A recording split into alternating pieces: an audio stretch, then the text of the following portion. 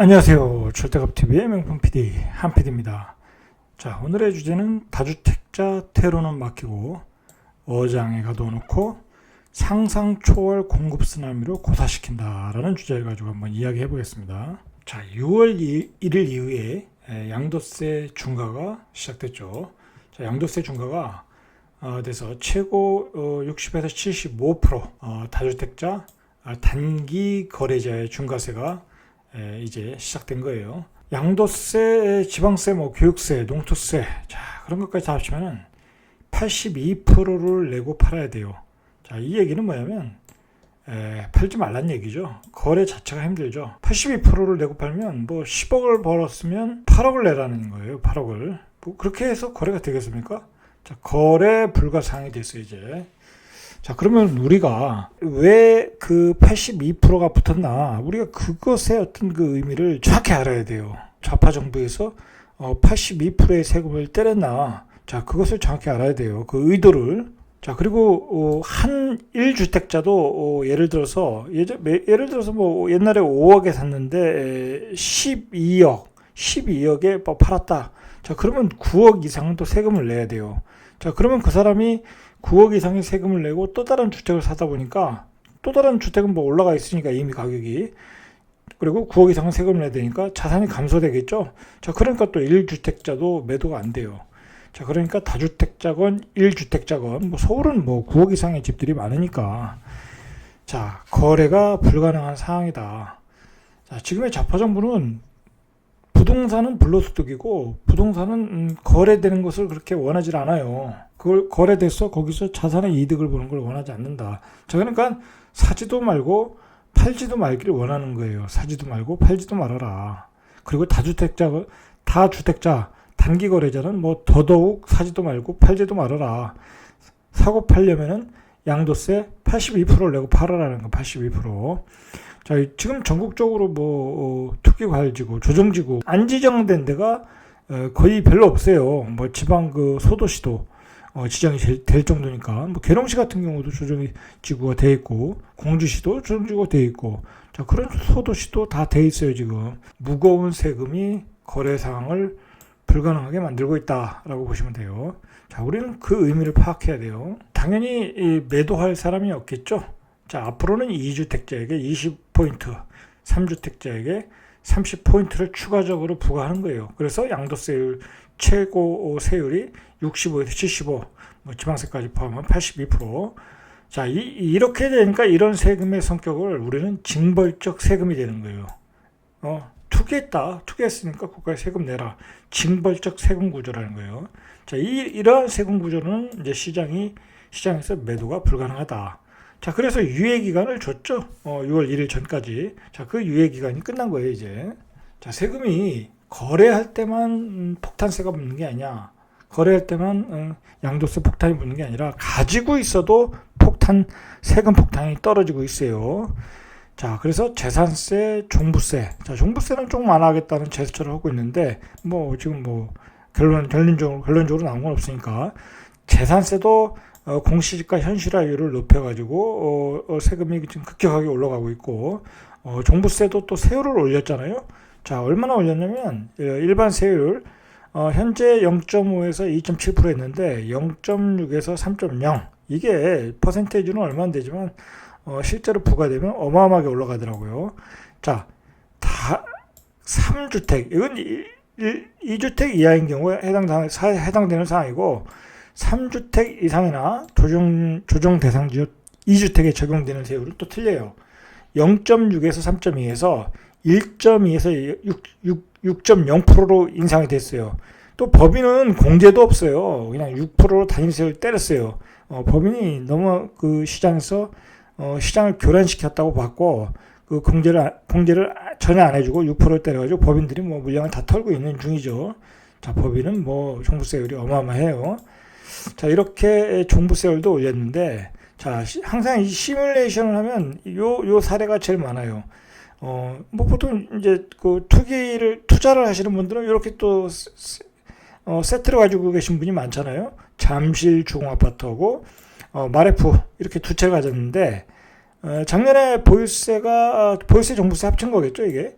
3,316만 원이었는데, 자, 올해는 8,096만 원. 거의 1억에서 2천 빠지는 그런 돈을 내야 돼요. 자, 이게 만약에 직장인이라면 이거 뭐 자기 연봉 다 털어서 내야 되겠죠? 이 연봉도 이 정도 안 될 수 있어요. 자, 그만큼 종부세율이 어마어마하게 올라갔다. 거래할 때 거래해서 얻은 차익을 다 국가에 내고 82%. 자, 그리고 다주택자, 비싼 집 가지고 있으면 종부세를 올렸으니까 또 당신의 월급을 국가에다 내고 아니면 월세 소득을 내고 다 내라 이거야, 다 내라. 폭발적으로 그 세금이 증가했다고 그래요. 통계를 보니까. 문재인 정부 첫해 2017년에 주택분 종부세 납부액은 약 3,900억 원. 얼마 안 되죠. 2020년에 1조 5천억. 이거 몇 배가 늘은 거예요. 거의 뭐 한 4배 정도 늘은 것 같아요. 자, 그리고 2021년에 이것도 몇 배 늘었어요. 5조 5천억 원이 됐다고 그래요. 이거 10배가 더 늘었네요. 2017년에 비해서. 자, 이 5조 5천억이면 뭐 말 그대로 이 국가에서 5조 5천억을 가져갔다는 얘기는 그만큼 이제 국민들이 소비를 못 하게 되는 거예요. 그리고 그게 또 그 임차인들에게 전가가 되는 거잖아요. 이게 별로 바람직한 현상은 아니에요. 결국은 이 보유세 비중이 우리나라가 이게 미국에 비해서도 이게 큰 거예요. 자, 보유하면 이렇게 세금 폭탄을 때렸다. 자, 그리고 문제는 아직도 공시지가 현실화율은 갈 길이 멀다. 지금 75%죠. 90%까지 가야 된다는 거예요. 그러니까 이게 나중에는 뭐 7조, 10조 그렇게까지 가겠죠.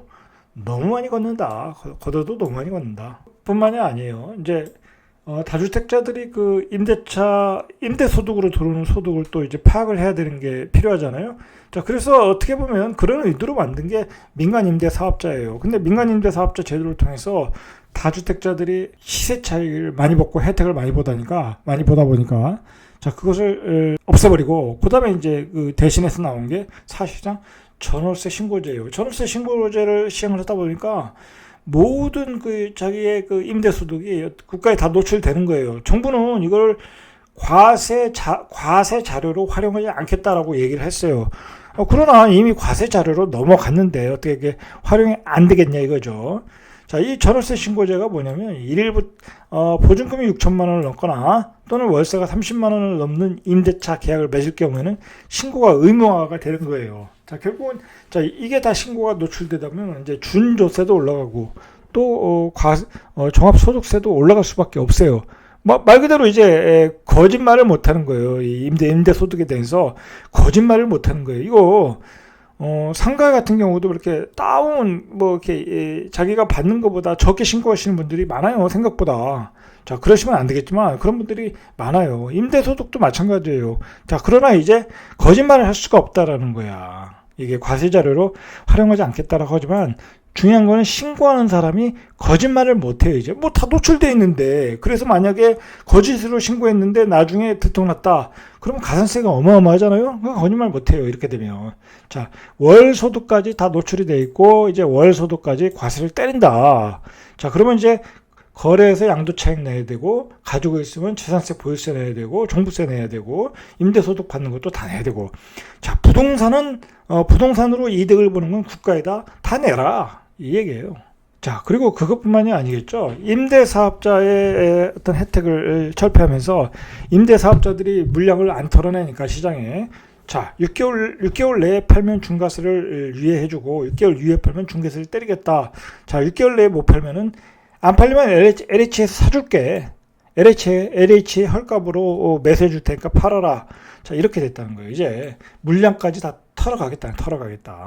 정확하게 좀 알아야 될 게 뭐냐면, 분명히 문재인 정부는 집값을 잡겠다고 약속을 했어요. 근데 이제 지금까지 그게 이제 안 맞았던 거죠. 뭐 여러 가지 규제 때문에, 또 시장의 적정 공급량의 부족, 유통 물량의 부족, 초저금리의 유동성, 여러 가지 이유로 지금 집값은 계속 폭등을 하는 상황이에요. 자, 그런데 문재인 정부가 장담하는 게 분명히 있어요. 분명히 나 집값을 잡겠다. 자, 그러면서 어떻게 스탠스를 바꿨냐면, 어느 순간에 작년 7.10 대책인가요?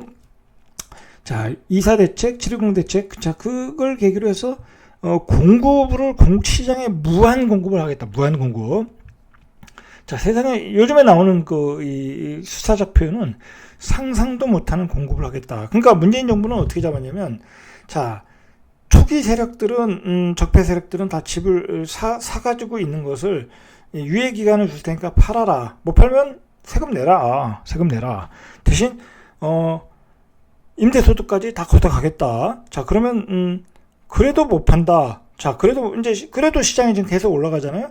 자, 그러나 이제 시간이 지나면 이 정부에서 계획하고 있는 공급량을 계속 내보내겠다라는 거예요. 뭐 어마어마한 공급량을 지금 얘기하고 있어요. 사실 뭐 이 공급량을 공급 대책을 세우다 보니까 그 3기 신도시를 무리하게 추진하다 보니까 LH 사태가 일어났잖아요. 자, 그럼에도 불구하고 LH 사태는 거의 이 정권의 어떤 그 기조를, 정권의 어떤 기둥을 흔들었어요. 그 정도. 그래서 보궐선거에 있어서 지금 여당이 깨졌잖아요.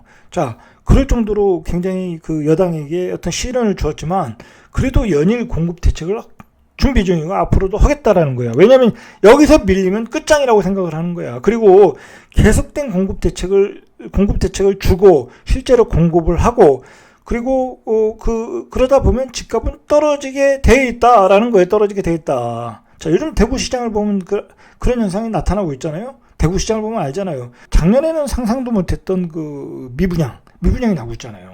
자, 그런 현상이 연일 때리다 보면 계속된 공급 대책을 내놓다 보면 분명히 이 미분양이 나고 집값은 떨어질 수밖에 없다라는 거예요. 자, 최근에 어떻게 보면 우리가 3기 신도시는 뭐 로또다 뭐다 하지만 이렇게 계속해서 공급량을 퍼붓다 보면 어느 입지가 떨어지는 3기 신도시에서도 미분양이 날 수도 있어요. 지금 그걸 대비해야 된다는 거예요. 대비해야 된다. 자, 여러분 요즘 좀 이성을 찾아야 되는 게 요즘 뭐 최근에 막 전문가들이 서울 수도권의 공급량이 모자라니까 집값이 또 급등을 한다. 뭐 정부의 규제가 또 집값을 폭등시킬 수 있다. 뭐 그런 얘기를 많이 하지 않습니까? 자, 그런데 정신 차려야 돼요. 자, 우리가 뭘 정신 차려야 되냐면 지금의 정부가 계획하고 있는 큰 그림을 보셔야 되는 거예요. 자, 지금의 정부는 말 그대로 이제 다 유예기간도 적고 세금을 폭탄을 때릴 거예요, 분명히. 자, 물론 개인들이 그거에 대해서 중요로 돌리고 다 대응을 하고 있지만, 자, 결국은 공급량이 쏟아져 나오면 집값은 떨어질 수밖에 없어요. 자, 어떤 그 다주택자와 그 다음에 정부와의 어떤 긴 시간 싸움이 시작된 거예요. 누가 이길지 모르지만. 자, 정부는 이렇게 상상도 못할 공급 대책을 준비 중이고 아직도 뭐 3기 신도시로 뭐 전국적으로 170만 가구, 180만 가구를 공급하겠다고 그러지 않습니까? 자, 그것도 모자라서 공공 재개발까지 추진했어요. 이게 또 그 정부 입장에서는 히든 카드였어요. 문제는 이제 이걸 추진하던 변창흠 장관이 LH 사태로 물러났지만, 자, 그래도 계속 추진 중이고 지금 또 굉장한 그 혜택을 주고 있어요. 개발 혜택을. 자, 그래서 역세권의 700% 용적률 고밀도 개발을 하겠다는 거야.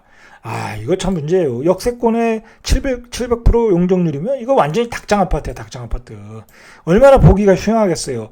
자, 이렇게 뭐랄까요, 그 미관상으로도 안 좋고 어떤 난개발이 일어날 수 있는데도 무리하게 추진하고 있다. 3기 신도시 외곽에서 공급 물량 퍼붓고 도심에서 공공 재개발로 뭐 700% 용적률로서 퍼붓고, 자, 그리고 또 오세훈식의 재건축 재개발이 또 추진되고 있잖아요. 자, 그러니까 이거에 또 반대도 안 해요. 요즘은 또 서로 이렇게 타협을 해서 가는 분위기예요. 그러니까 도심에서 재건축 재개발이 활성화되고 3기 외곽 도시에서 또 새롭게 신도시들이 공급되고, 자, 분명한 것은 공급은 지금 이루어지고 있다라는 거야. 자, 거기에다 대고 요번에 나온 게 공급을 위한 또 TF까지 만든대. 자, 이게 뭐겠어요? 계속적으로 추진하고 그 속도를 빨리 하겠다라는 거잖아요. 자, 이거 다주택자들은 이거 뭐라 그럴까요? 이 정부와 다주택자들의 어떤 그 힘겨루기, 그 싸움에서 정부의 카드를 읽어야 돼요. 정부가 무슨 생각을 가지고 있나. 자, 안 읽으면 나중에 큰 낭패를 치를 수 있어요. 제가 보기엔. 최근에는 또 무슨 얘기가 나오냐면 추가 공급으로 다주택자를 압박하고 있어요. 자, 민주당 부동산 특위라고 요즘 만들어놨죠. 자, 여기서 무슨 얘기가 나왔냐면 경기도 인천 단체장과 공급 대책을 논의했대요. 자, 뭘 논의했겠어요? 자, 일단 경기도 인천 지역의 기초 단체장들과 만나. 수도권 이사 공급 대책 추진 현황을 점검하고 그동안 세웠던 계획들이 잘 추진되고 있나 점검을 하는 거죠. 자, 공급 방안을 이제 생각을 한 거예요. 그래서 이제 최근에 만든 게 공급 대책 TF인데, 부동산 공급 대책 TF인데, 여기서는 추가 공급 대상을 또 발굴한대요. 요즘 뭔 얘기까지 나왔냐면 저수지와 교정시설까지 이 토지 다 동원해라 이거예요. 이 도시 인근에 있는 저수지 교정시설까지 다 동원하라. 야, 이거 진짜 말이 되겠습니까? 말이 되는 얘기입니까, 이게? 저수지는 그 도시의 그 생태계를 유지하는 하나의 바이오톱 그런 거예요. 자, 그런 생태계도 파괴한다. 이렇게 무리한 공급 대책까지 만들고 있다. 아주 공급에 어떤 목숨을 걸고 지금 덤벼들고 있는 거예요. 이 좌파 정부 입장에서는. 왜냐면 지금 집값을 못 잡으면 대선에서 어떻게 해볼 수가 없으니까, 대선 경쟁에서 유리한 어떤 불리한 상황이 되니까 집값을 반드시 잡아야 되니까 이렇게 계속 토지 동원을 요구하는 거예요, 지자체에게. 자, 그런데 경기도 인천 지역의 기초단체장들과 논의하면서 뭘 논의했냐면 이 누구나 집을 또 논의한 거야. 그 지역에서 누구나 집을 질 어떤 그 토지에 대해서 어떤 논의를 했겠죠. 누구나 집이라는 게 뭐냐면 10%만 돈을 내면 돼요, 분양가에. 그리고 10년 후에 분양가를 준다는 거예요. 분양가를 준다는 거야, 10년 후에. 그러니까 90%를 내고 나머지는 가져가라. 그러니까 돈 10%만 있어도 산다. 야, 이게 가능한 얘기입니까? 아니, 그러면 이 90%는 누구 돈으로 이게 집을 짓겠어요? 국민 세금으로 짓는 거예요. 자, 그 국민 세금의 90%가 들어가는 누구나 집을 많이 짓겠습니까? 많이 못 져요, 이건. 공급의 한계가 있어요. 자, 그 공급의 한계도 있고, 어차피 싸게 줘도 그곳은 안 오르는 지역일 수 있어요. 안 오르는 지역. 자, 왜 그러냐? 이걸 지금 경기도 인천에 짓는다고 그러잖아요. 경기도 인천에. 서울 강남에다 짓는 게 아니에요. 정말 부족한 서울 도심에다 짓는 게 아니라 나중에 예를 들어서 2030년 이후에 경기도 인천 그런 데는 그 공급 초과잖아요. 그거 떨어질 수가 있거든요. 인구 감소가 되니까, 수요가 적어지니까 떨어질 수가 있어요. 그런데 분양가를 준다. 뭔 의미가 있겠냐고요. 뭔 의미가 있겠냐고요. 어쨌든 이렇게 공급 쓰나미로 압박을 하고 있는 거예요. 누구나 집까지 꺼내고 분양가 10%만 내고 들어와라. 이거 얼마나 이게 무주택자들에게 희망사항이겠어요. 자, 그러니까 집 사지 말고 영끌하지 말고 정부가 공급해주는 주택을 기다려라라는 얘기예요. 자, 결국은 생각해 보세요. 계속해서 주택을 공급을 하고 다주택자들은 팔지 못하고 계속 시달리면서 세금을 맞고, 그런데 나중에 공급량이 그렇게 늘어났어. 그러면 전세 가격이 떨어지지 않겠습니까? 전세 가격이 떨어지면 다주택자는 집을 급매로 내놓을 수밖에 없어요. 가격이 떨어지니까. 그 전세금을 돌려줘야 되니까. 자, 그러한 상황으로 지금 갈 수 있다. 지금 이 돌아가는 상황을 보면은.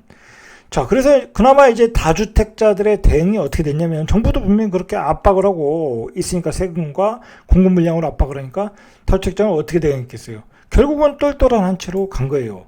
그것도 똘똘한 두 채가 있으면 한 채는 또 증여로 갔어. 자, 이런 분들은 그나마 성공을 하고 있는 거예요. 자, 그러다 보니까 똘똘한 한 채로 수요가 몰리고 매수세가 몰리고 투자하는 게 몰리고, 그러다 보니까 똘똘한 한 채가 지금 올라가고 있는 거예요. 자, 요즘은 똘똘한 아파트에서 슈퍼 아파트로 간다는 얘기예요. 자, 결국은 지금의 정부는 강남의 고가 아파트만 가격만 올리고 있어요. 정부의 규제, 그리고 어떤 대체, 공급 물량의, 외곽의 공급 물량의 증가. 강남은 이게 늘어나는데 한계가 있으니까. 아무리 거기 재건축 재개발해도 강남은 모두가 가고 싶어 하는데 수요는 딸리니까 결국은 강남만 올라갈 수밖에 없다, 이렇게 되니까. 그래서 좌파 정부에서는 강남만 올라가고 있는 거예요. 자, 결국 누가 피해를 보느냐? 갭 투자들, 썩다리 아파트들, 빌라들 많이 가지고 계신 분들, 이런 분들 그 세금만 많이 내다가 결국은 공급 물량에 치일 수 있다는 거야. 치일 수 있다. 공급 물량 쓰나미처럼 몰려오면 역전세 만나고 결국은 집값이 떨어지고 다 금매로 날릴 수밖에 없다. 자, 이러한 것에 대비를 해야 된다는 거예요. 지금의 정부가 추진하는 그 어떤 플랜을 볼 때 이런 게 대책을 세우지 않으면 나중에 큰 낭패를 볼 수 있다는 거예요. 자, 지금은 버티기 싸움이에요. 서로가 버티기 싸움이야. 자, 그러나 이제 이런 말이 있어요. 자산 시장에서는 정권과 맞서지 말라는 격언이 있어요. 자, 일단은 이제 연말 되면 세금 폭탄이 떨어지면 또 한번 출렁하겠죠. 집 많이 가지신 분들 출렁해요. 작년에도 많이 냈는데 뭐 그거에 2배 이상을 낸다고 하면 아마 이제 멘붕이 또 오겠죠. 자, 그러나 이제 다주택자들의 입장에서는 뭐냐면 이 뭐 건불 10년이라고 정권이 바뀌지 않겠냐, 바뀔 수도 있다라는 거죠. 대선의 과정을 거치면 뭐, 그리고 불만이 많으니까, 국민들의 불만이 많으니까 다주택자 입장에서는 정권이 바뀌길 기다리고, 지금의 좌파 정부 입장에서는 시간이 지나면 공급 물량으로 결국은 다주택자들은 집을 헐값으로 내놓을 수밖에 없다라고 생각하는 거예요.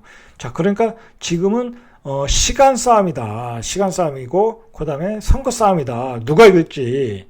자, 그러나 이제, 예를 들어서 야당이 이겨도 이런 제도가 또 크게 바뀌지 않을 수도 있다. 자, 그리고 중요한 것은 이미 토지는 이미 공급 물량을 위한 토지들은 확보해 놓고, 추진에 들어갔기 때문에 언젠가는 공급 물량은 나오게 돼 있어요. 자, 그러니까 다주택자들은 대비를 하셔야 되는 거예요, 지금. 대비 안 하면 크게 피를 볼 수 있다는 거예요. 자, 결국은 제가 내린 결론은 고사작전이다. 다주택자들은 고사작전을 치르고 있다, 지금.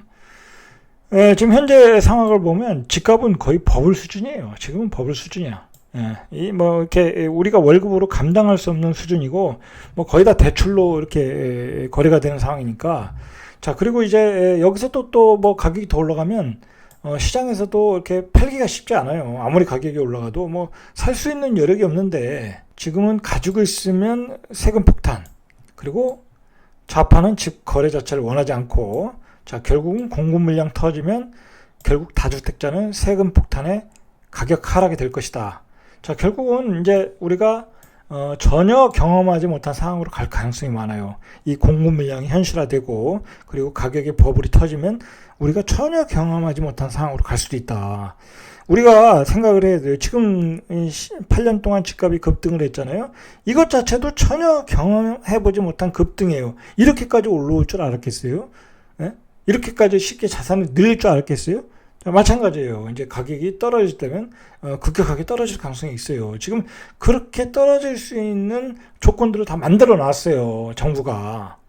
그렇지 않습니까? 가지고 있으면 세금 때리고, 팔면 양도세 때리고, 미래의 물량을 위해서 공급 물량을 쓰나미처럼 공급하겠다고 그러고.